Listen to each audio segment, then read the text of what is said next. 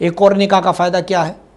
وغض البصر عن المحرمات، آپ کی نگاہیں جو ہے نا وہ غیر محرم لوگوں سے، غیر محرم عورتوں سے آپ کی نگاہیں اپنی بیوی کی طرف جو ہے وہ مائل ہوں گی، بس آپ کی نگاہوں کی بھی حفاظت ہوتی رہے گی۔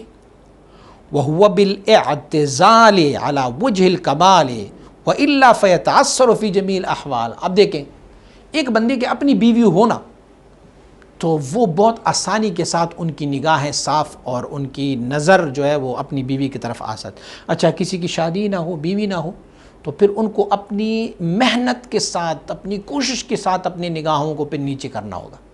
لیکن بیوی ہو اور وہ بھی صالح ہو، اچھی بیوی ہو، نیک بیوی ہو، تو پھر ان کی نگاہیں کسی اور طرف نہیں اٹھتی۔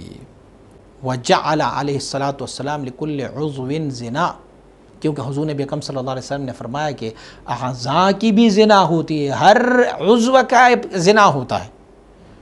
ابن مسعود رضی اللہ عنہ فرماتے ہیں کہ حضور نبی اکرم صلی اللہ علیہ وسلم نے فرمایا العینان تزنیان، آنکھیں زنا کرتی رہیں گی۔ آنکھیں کیسے زنا کرتی رہیں گی؟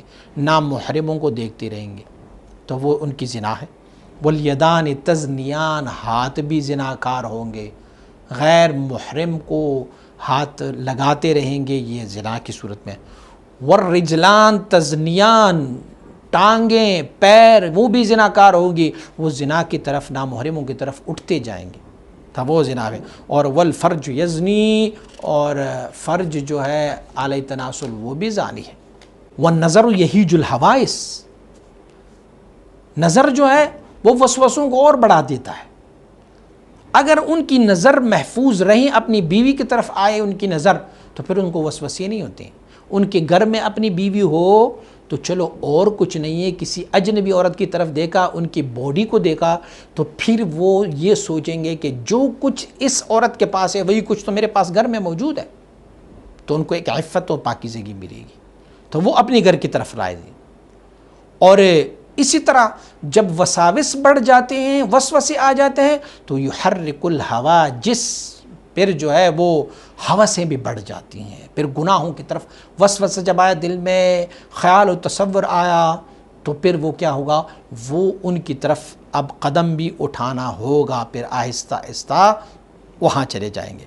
یا تو آپ کے پاس بیوی ہو تو تمہاری نظر بچ جائے گی، اور اگر نہیں ہے تو پھر آپ کے لیے یہ کام بہت مشکل ہوگا، کیونکہ پہلا نظر تو معاف ہوگا لیکن سیکنڈ اٹیمپٹ جو ہے وہ پھر تم پر ہوگا۔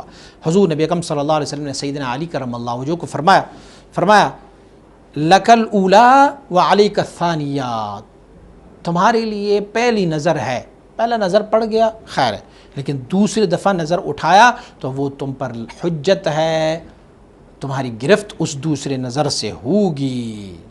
اب اگر ان کے پاس اپنی بیوی ہے تو اگر ایک نظر اٹھا لی تو آٹومیٹکلی ان کے ذہن میں آئے گا کہ اس سے خوبصورت اور حلال میرے گھر میں اللہ نے میرے لیے رکھا ہوا ہے۔